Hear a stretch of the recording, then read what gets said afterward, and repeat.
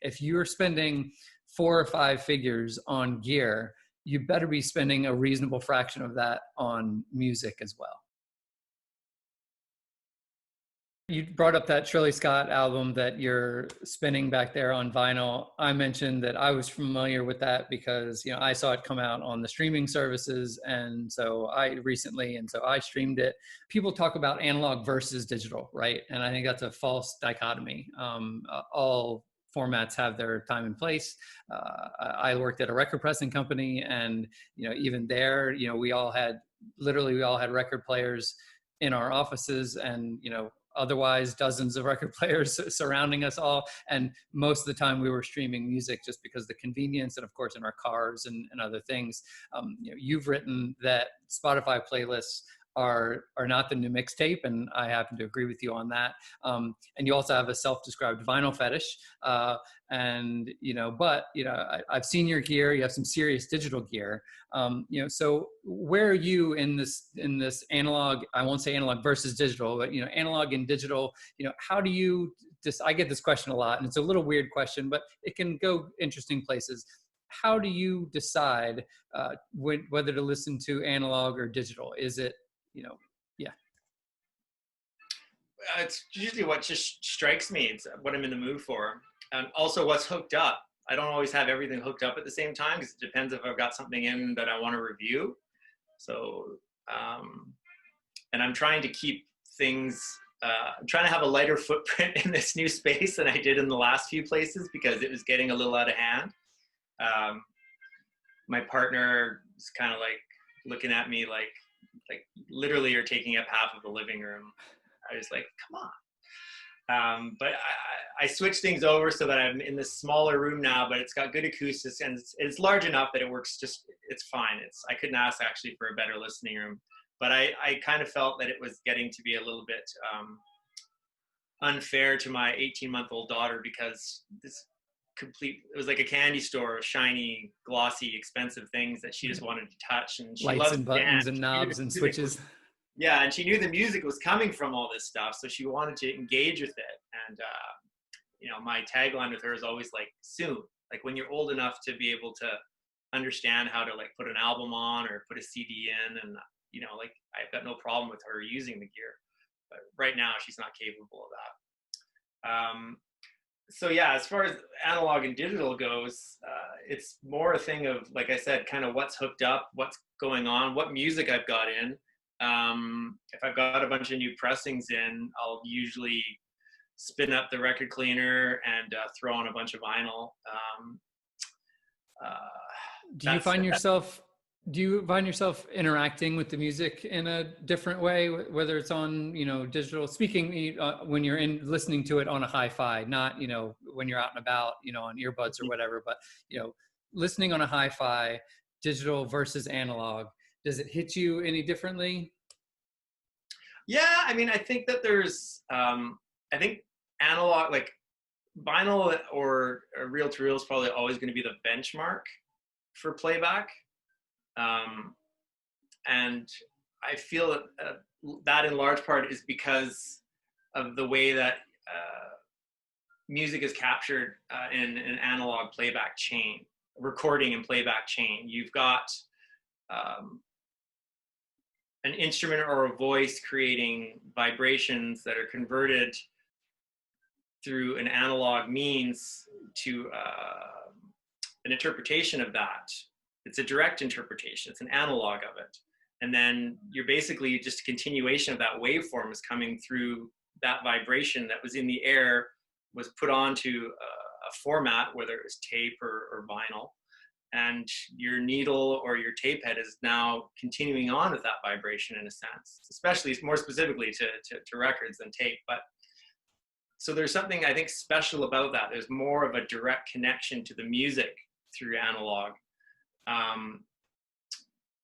Digital is incredible. I think digital has made huge gains, and there's on some setups and some systems, I find dynamics to be better on digital than on vinyl. Tape is still the granddaddy of everything. I haven't heard anything that surpassed a really good tape system, just for presence.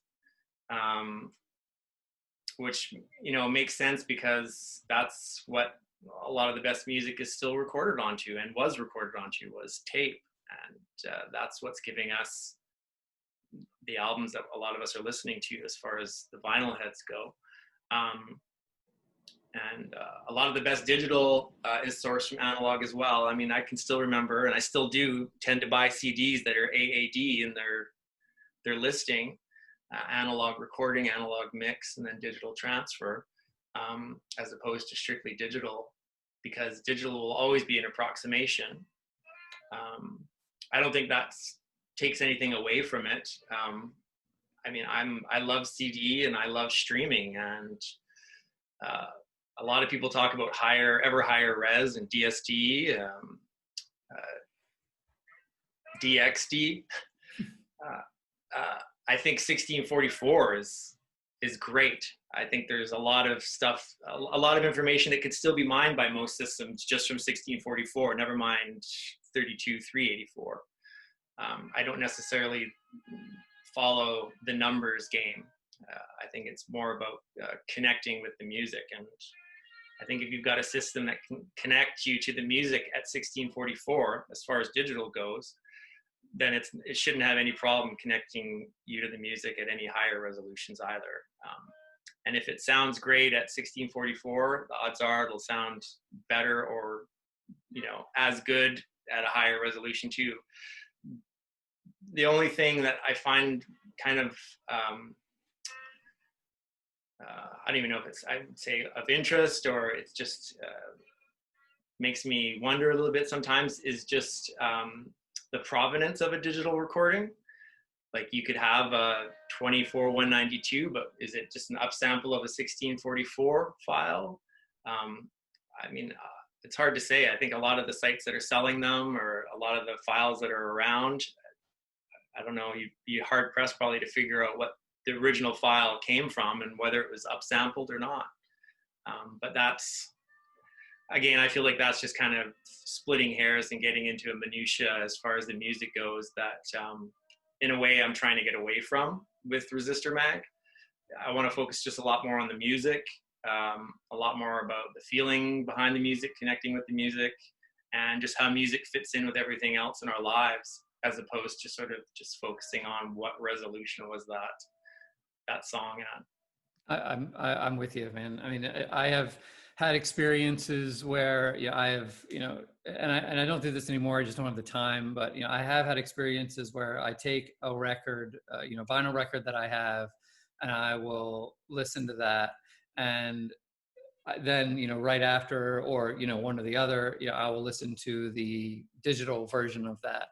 And I've had the experience more than once where, and I don't know why, maybe it's this sort of, you know, this connection because it's an analog, you know, literally through it, where I tend to be able to listen longer, vinyl, you know, like, so, you know, there was one time I was listening to Wilco AM, you know, the Wilco's AM album. I listened to it, and, you know, it was over before it started, right? You know, and it's flipping the record, and, you know, there I was just sort of lost in it. And, you know, then I played, as an experiment, I played the record on digital, and I found myself sort of reaching for my phone or just getting distracted. And now maybe it's because I just listened to the album all the way through, and now it's the second time, you know. But there tends to be, to me, you know, and I'm not saying that digital automatically is less engaging or is less in any way, you know, from a functional perspective, you know.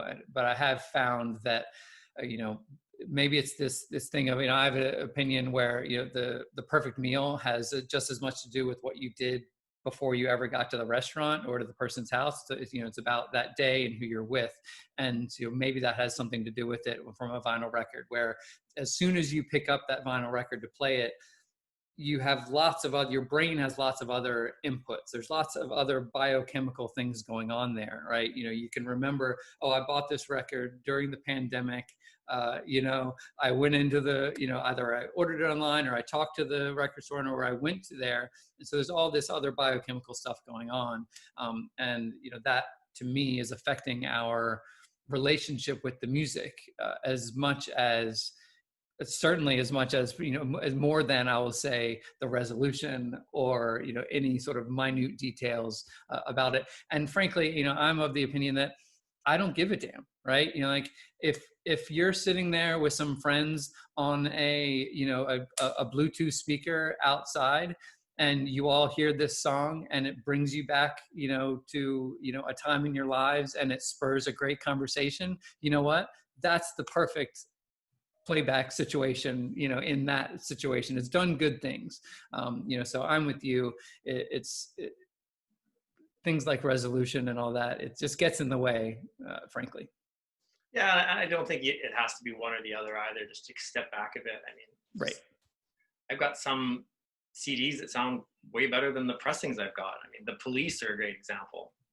I love my vinyl pressings of the Police. Most of them are like early pressings from the US or Canada, but they do not sound nearly as good as the CD versions that I have of them. I've heard that the catalog for the Police is being remastered, so I'm interested to hear what that's going to sound like.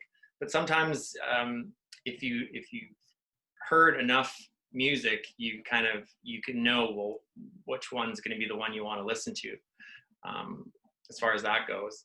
And like I wrote in that piece on Spotify and mixtapes, like just to touch on the biochemical reaction and the way that we interact with the objects that make the music, that give us the music, that create this reaction, this emotional connection for us.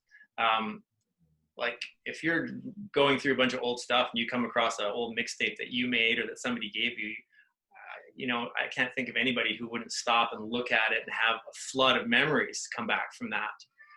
I don't know anybody who finds an old thumb drive and goes, wow, that MP3, it's not the same. Yeah. So yeah, I would tend to agree with you that the way that we interact, the things that we do while we're listening to music, how we're listening to music, play just as much of a role in how we connect with the music. Yeah. And at the same time, right, continuing on this, it's not a versus thing. For me, I'm a music omnivore, right? Like give me it all. I want to, what I do on a typical Friday when new music comes out is, I'll just, add, from the various streaming services to my, collection. And I'll listen to a bunch of music through the weekend. Lots of times, I'll know immediately, like, no, this isn't really for me, but it'll be, from classical to rock to rap. I mean, just give me it all. And, then some things will, stand the test of time. And that is a great thing. I mean, for me, that's one of the huge values of the streaming services, right? From a consumer perspective, it gives me the opportunity to hear new music on a scale that is unimaginable, if you had to buy it all. But then, of course, that gets into the conversation of sustainability and, how do we support this, these artists that are giving us, that are producing this art for us. Yeah, I wish I had a simple answer for you, but I mean, maybe I do. Nobody wants to pay for anything anymore. They just, when it comes to the internet and anything within that domain, it just seems like people are like, I shouldn't have to pay for anything, which is a very different mindset from the way I grew up, where you saved your money so you could buy stuff if you wanted an album, for example, or a cassette.